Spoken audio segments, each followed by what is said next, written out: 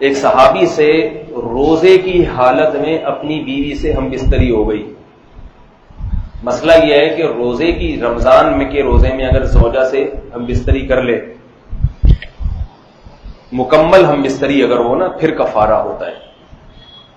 تو 60 روزے رکھنا لازم ہے. سمجھ رہے کتنے روزے؟ 60 روزوں کی طاقت اگر نہیں ہے, مثلا کوئی بوڑھا ہے بیمار ہو جائے گا, تو پھر وہ 60 مسکینوں کو 2 ٹائم کا کھانا کھلائے. ایک صحابی سے یہ کام ہو گیا, نبی صلی اللہ علیہ وسلم کے پاس آئے, یا رسول اللہ, اور بڑا دلچسپ واقعہ ہوا کہ میری زوجہ جو تھی وہ کہیں جا رہی تھی تو ان کی پنڈلی نظر آ گئی اور میں بالکل بے قابو ہو گیا. یہاں تھوڑی سی حیا کے خلاف بات ہے, لیکن ایک بات بتا دوں, یہ جو انٹرنیٹ پر بےہودہ چیزیں دیکھتے ہیں نا آج کل لوگ, فلمیں, فحش, اس سے سب سے بڑا نقصان پتہ ہے کیا ہوتا ہے؟ انسان کی اپنی بیوی کی طرف رغبت کم ہو جاتی ہے. اس نے اتنا کچھ, اتنے ڈیزائن دیکھ لیے ہیں کہ اب اس کو اپنی بیوی پھیکی سی معلوم ہوتی ہے. بیزار ہوتا ہے کہ اللہ کرے ایک ٹرک کے نیچے آ کے مر جائے. بچوں کی ماں ہونے کی وجہ سے تو تھوڑا خیال کر رہا ہوتا ہے, لیکن جو ایک اللہ نے مرد کی عورت کی طرف رغبت رکھی ہے, میاں بیوی میں تو ایک بہت بڑی وجہ یہ بھی ہوتی ہے, وہ رغبت ختم ہو جاتی ہے. یہ اس آدمی کو دنیا میں عذاب ملتا ہے جو حرام کاریوں میں اپنی نگاہوں کو برباد کرتا ہے. اس کی مثال ہے, آپ باہر جائیں اور کبھی بہاری بوٹی کے قریب سے گزر رہے, کبھی شامی کباب, اتنی خوشبوئیں آ کے گھر کی دال اچھی لگے گی آپ کو, ہے بھائی؟ اور آپ کے پاس وہ پیسے ہیں نہیں اتنی بوٹیاں خریدنے کے, تو بہتر نہیں ہے کہ آپ ایسے ہوٹلوں کے قریب سے گزرے ہی نہیں, آپ کے ناک میں خوشبو ہی دال کی جائے تو آپ کو وہ دال اچھی لگے گی. پھر اس دال کھانے میں وہ مزہ آئے گا آپ کو جو ایک امیر آدمی کو کباب کھانے میں آتا ہے مزہ. تو حرام کاری کرنے والے آدمی کا گھر تباہ ہو جاتا ہے کیونکہ اس کو اپنی بیوی کی طرف رغبت نہیں رہتی. اب دیکھو صحابہ کرام نظروں کی حفاظت کرتے تھے, تو زوجہ کی پنڈلی نظر آئی ہے, وہ کہیں پانی وانی میں کہیں گزرنی ہوگی تو انہوں نے اپنی پائنچا تھوڑا سا اوپر کیا تو وہ پنڈلی نظر آئی, تو بے صبری, یعنی مطلب یہ کہ برداشت سے باہر معاملہ ہو گیا. تو یہ کتنی رغبت تھی, آج ہے کوئی؟ اس نے اتنا کچھ انٹرنیٹ پر, ٹیلی ویژن پر ننگی فلمیں اور فحش چیزیں اور ایسے ایسے چہرے اس نے دیکھ لیے کہ اب اس کو اپنی بیوی پسند ہی نہیں آتی. تبھی گھر برباد ہو رہے ہیں, ادھر ادھر منہ کالا کرتا ہے, عورتیں پریشان ہیں. اتنی خواتین کے فون آتے ہیں اپنے شوہروں کے بارے میں کہ موبائل میں درجنوں لڑکیوں کے نمبر ہیں, لڑکیوں سے فحش باتیں, لڑکیوں سے دوستیاں. مجھے یہ بات بتاؤ, یہ جوانی کب تک برقرار رہے گی؟ کل تمہارے بچوں کو پتا چلے گا نا ہمارا باپ ایسا تھا, بچہ بھی یہی حرکتیں کرے گا. سمجھ میں آ رہی ہے بات؟ بچہ کیا کرے گا؟ بچہ بھی یہی کچھ کرے گا, اور پھر ایسا بچہ بڑھاپے میں اپنے باپ کی خدمت نہیں کرے گا. یہ بتا دوں, وہ عیاشی کرے گا, عیاشی کہے گا ابا کو اولڈ سینٹر میں داخل کرو, یہ ٹینشن ہے میرے لیے. تو اس لیے اپنے گھروں کو پاکیزہ بناؤ. اور خواتین کو میں ایک نصیحت کرتا ہوں, اگر آپ کے شوہر سے اس قسم کی کچھ فحش حرکتیں ہوتی ہیں, خدا کے لیے قیامت تک بھی اپنے بچوں کو اس پر مطلع نہ ہونے دیں.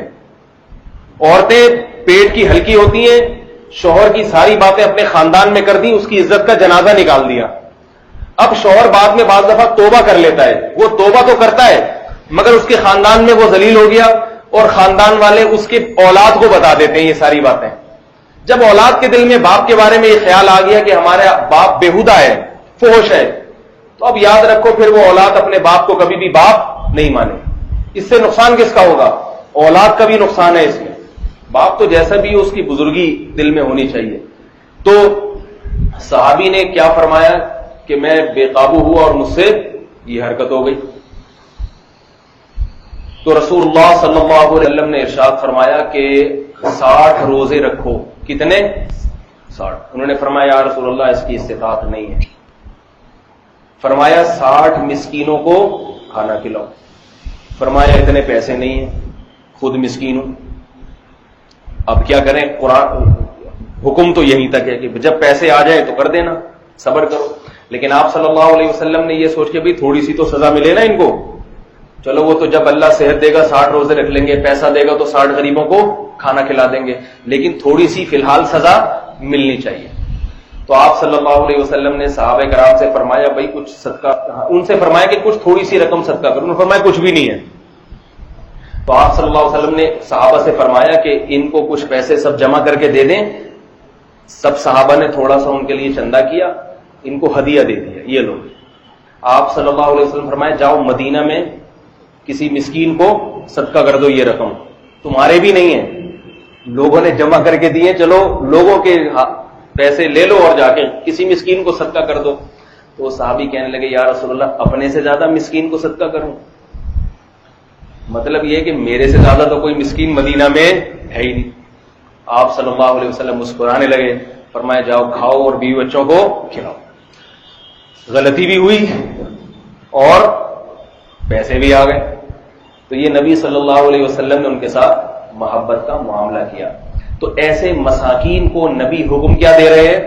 صدقات و خیرات کا. قرآن حکم کیا دے رہا ہے؟ والدین پہ خرچ کرو، رشتہ داروں پہ، غریبوں پہ، مسکینوں پہ. کیوں بتا رہا ہے قرآن کہ بھئی جتنے ہو اسی میں سے کر دیا کرو، اسی میں سے کر دیا کرو.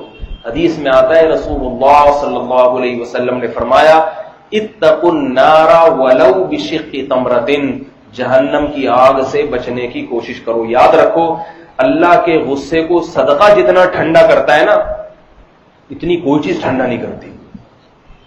جب کوئی انسان گناہ کرتا ہے نا، اللہ کو غضب آتا ہے، تو اللہ کے غضب کو ٹھنڈا کرنے کے لیے سب سے بہترین نسخہ کیا ہے؟ توبہ تو ہے، توبہ تو فرض ہے.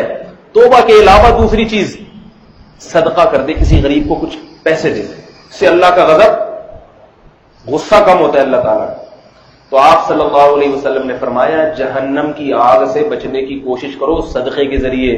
اور فرمایا اگر پیسے نہیں ہیں، غریب ہو، بشق تمرۃ، کھجور لو، کھجور کھانے کے لیے کھجور ہے نا، اس کے 2 ٹکڑے کرو، ایک خود کھا لو، آدھا ٹکڑا کسی غریب کو صدقہ کرو.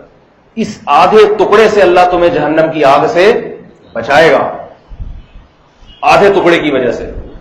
تو یہ جس غریب کے پاس یہی ہو، ایسا نہ ہو کہ میں اور آپ کی کھجوریں لے کے چٹانا شروع کر دیں غریبوں کو کہ بھئی آدھے ٹکڑے سے ہوتا ہے. ہم اور آپ کو اللہ نے بہت اچھی حیثیت دی ہے، ہمیں تھوڑا سا زیادہ خرچ کر دینا چاہیے.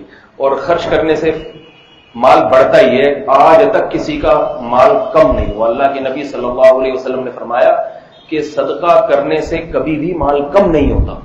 اور قرآن میں بھی اللہ نے فرمایا کہ یمحق اللہ الربا ویربی الصدقات، اللہ سود کو گھٹاتا ہے. سود خور ہمیشہ روتا ہوا نظر آئے گا، پیسے ہی نہیں ہے، پیسے ہی نہیں ہے، ہر وقت مانگتا ہوا نظر آئے گا، دولت ہو کے بھی اس کا دل تنگ. اور آپ صلی اللہ قرآن مجید میں اللہ نے فرمایا ویربی الصدقات، صدقات کو اللہ کیا کرتے ہیں؟ بڑھاتے ہیں. دنیا میں بھی بڑھاتے ہیں، آخرت میں بھی بڑھاتے ہیں. تو کہاں سے کہاں بات چلی گئی؟ کیا بات کر رہا تھا میں؟ جی ہاں، مساکین پہ، میں بھکاریوں کی بات کر رہا تھا کہ بھائی ایسے غریبوں پہ خرچ کرنے کی عادت ڈالیں جو لوگوں سے مانگتے نہیں ہیں، خود جا جا کے ان کو دیں. اور پھر ان میں دیکھیں جو لالچی ہے، دیکھو اتنے پیسے تو کسی کے پاس نہیں ہیں کہ ساری دنیا کے سارے انسانوں کو دے دے، دینا تو محدود لوگوں کو ہے. تو جو لالچی ہے اور جو لالچی نہیں ہے، 2 آدمی نظر آئے تو جو لالچی نہیں ہے اس کو ترجیح دے دیا کریں. سمجھ رہے ہیں بات؟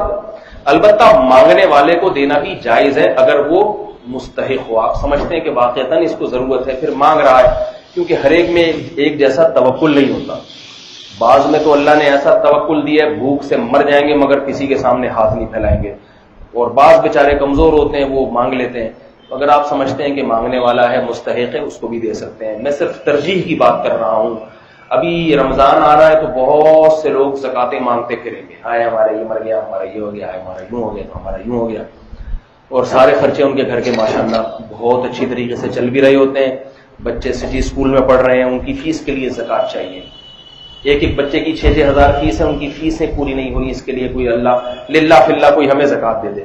حالانکہ جس کے بچے سٹی اسکول میں پڑھ رہے ہیں، میں سمجھتا ہوں اس کو چاہیے کہ وہ غریبوں کو زکات دے. آپ کے پاس اتنا پیسہ ہے تبھی تو اتنی اسکول میں پڑھا رہے ہو آپ. تو یہ جو ہے نا اس طرح سے کرنا چاہیے.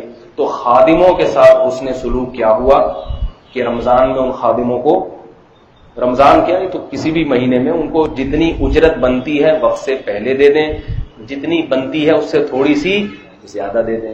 اور رمضان میں خاص طور پر نبی صلی اللہ علیہ وسلم نے حکم دیا ہے کہ مزدوروں اور خادموں سے پر رحم کیا جائے، ان سے کام کم لیا جائے.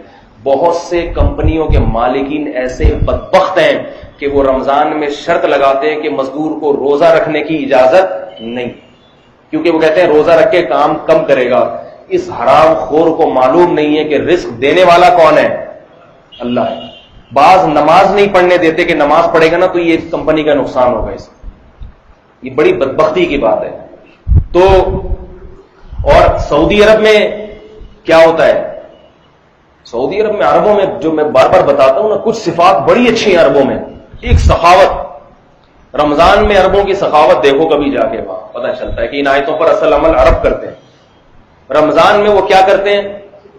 خوب جو ہے نا اپنے مزدوروں کو اور ملازمین کو سہولت دیتے ہیں.